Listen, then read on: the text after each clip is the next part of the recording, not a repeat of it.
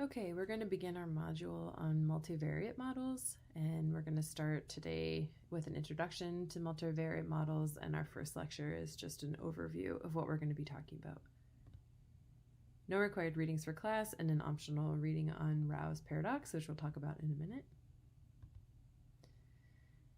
When analyzing univariate data, which is what we've been doing up until now, we've been learning how to explain the variation in a single dependent y.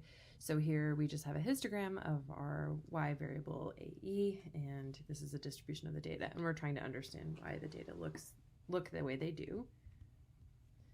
However, when analyzing multivariate data, we're going to start to try to explain variation in more than one dependent variable or multiple y's. So here you can see we still have that AE on the x-axis, that y variable, but now we've added two other y variables.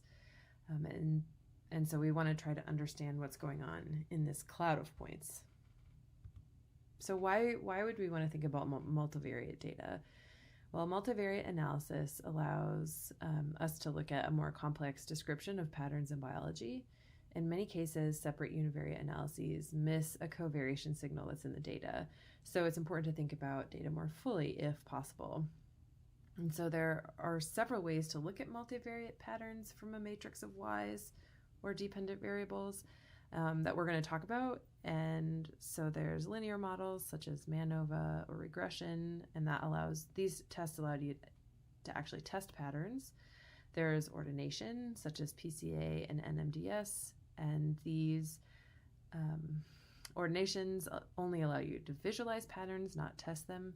And then there's also permutation tests such as permutational ANOVA, and that allows us to test patterns as well.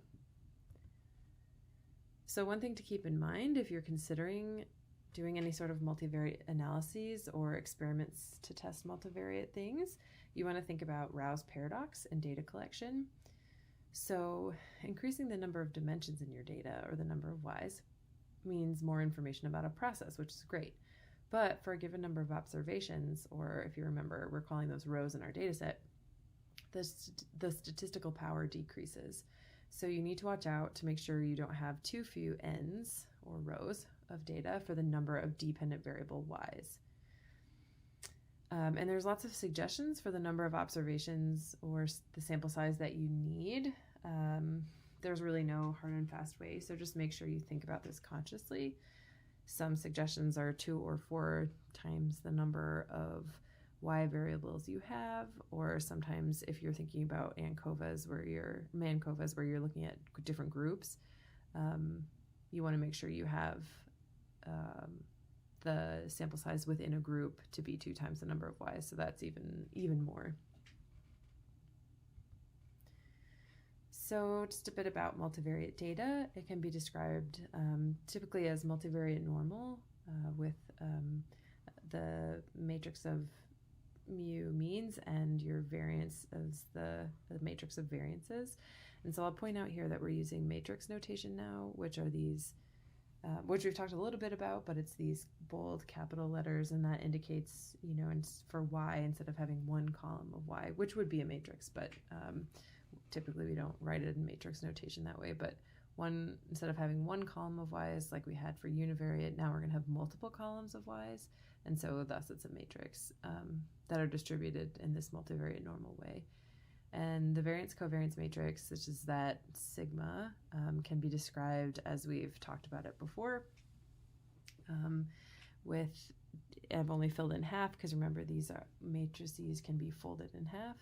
And so along the diagonal you have your variance, and on the off diagonals you have your covariance. So I just want to touch base on this a little bit because some folks had some questions on this, but the variance covariance matrix, as we described it before, has variance along the diagonals and covariance in the off diagonals, and it can be standardized to become a correlation matrix, which may be a bit more familiar. And so last time we used the variable rho, but I've replaced this with r's because this is typically what you see in that you can pull out of statistical models. So first, you can to get to a correlation matrix, you can pull out your sigma squared, so put those on the outside of the matrix, and then just have your correlations on the inside.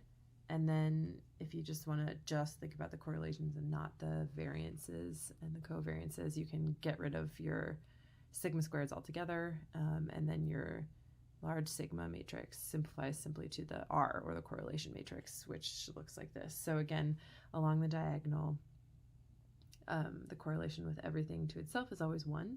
So the diagonal will always be 1. And if there's any correlation between any of your other variables or any covariation, right, that can be described with these R21, R31, or R32.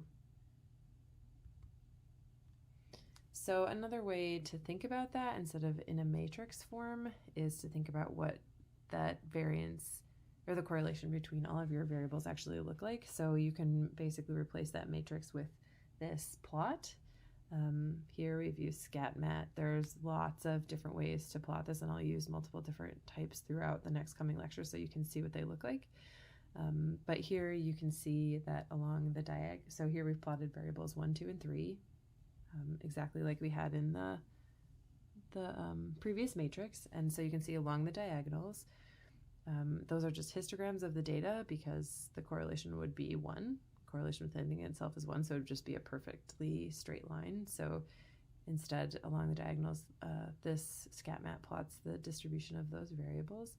And then in each at the bottom diagonal parts, it would be equivalent on the other side, but again, it's not plotted for repetition. But you can see the correlation between AE and WT here is in this first column, second row, and the correlation between AE and BHL is in the first column, third row, etc. So that's how you sort of can get that value for each entry in the correlation matrix. And so with that, please complete quiz 8.1 on Canvas, and then continue on to the next lecture.